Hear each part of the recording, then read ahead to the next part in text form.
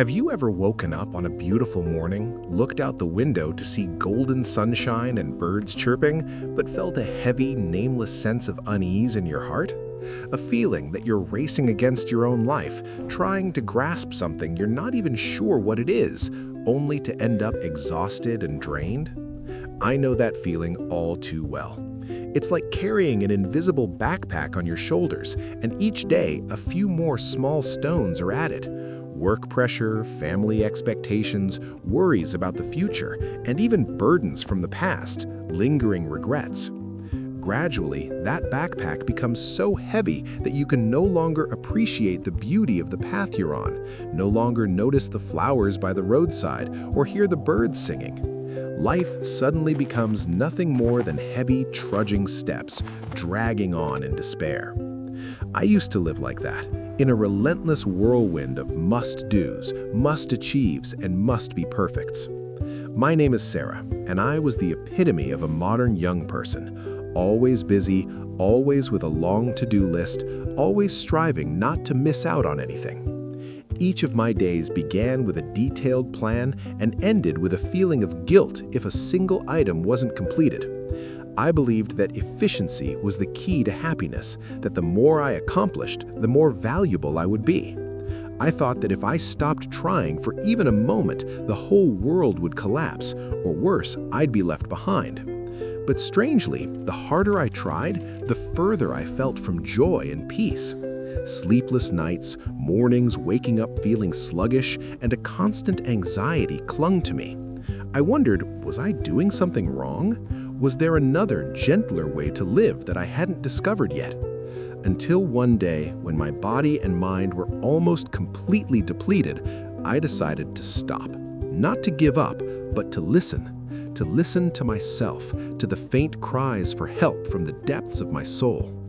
And from there, I began a journey of discovering small psychological shifts, things that seemed simple yet possessed extraordinary power to transform my life, turning it from a burden into a valuable, meaningful journey.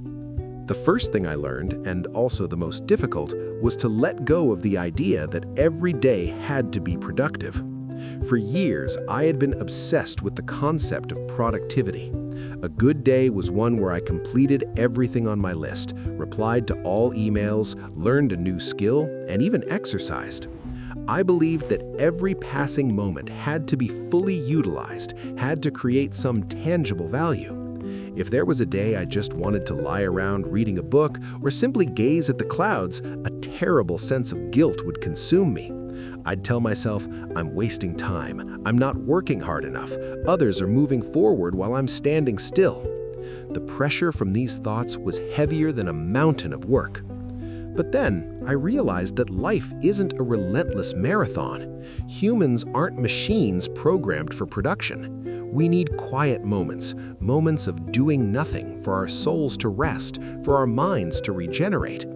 Just as a garden needs time for the soil to rest after harvest, our souls also need space to heal and sprout new ideas. I started experimenting. Some days I allowed myself to set no goals other than simply existing. I'd wake up, brew a hot cup of tea, sit by the window, and simply observe the world outside, watching the leaves fall, the clouds drift by. I allowed myself to read an entertaining novel without thinking about whether it helped my career. Initially, the restlessness lingered, a small voice in my head constantly urging me to do something. But gradually, I began to feel a sense of liberation, a lightness spreading. Those unproductive days were not wasted at all. On the contrary, they were days when I reconnected with myself, recharged my energy so that subsequent productive days were truly more meaningful and higher quality. I realized that true efficiency doesn't come from forcing yourself to work non-stop, but from knowing how to balance, knowing when to speed up and when to slow down, or even stop completely. My life was no longer a series of tasks to be completed, but a flexible flow, sometimes fast, sometimes slow, but always moving forward with an inner peace. I began to live at my own natural rhythm instead of trying to keep pace with the frantic rhythm of the outside world. The second lesson I took to heart was to do one thing at a time instead of trying to juggle everything at once. I was a master of multitasking. While writing a report, I would check emails, reply to Zelu messages, and think about dinner. I prided myself on my ability to do many things at once, seeing it as a sign of intelligence and resourcefulness. But what was the result? Everything was half finished, the quality of my work declined, and I always felt stressed because my mind was scattered, unable to focus deeply on anything.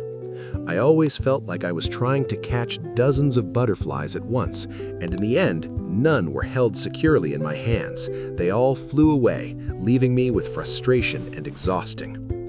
Once, I was facing a large, complex project so overwhelming that I didn't know where to begin. I felt swamped and wanted to give up immediately. At that moment, a friend advised me, "Sarah, pick the smallest task in that project and do it really well. Then pick the next one." I followed his advice.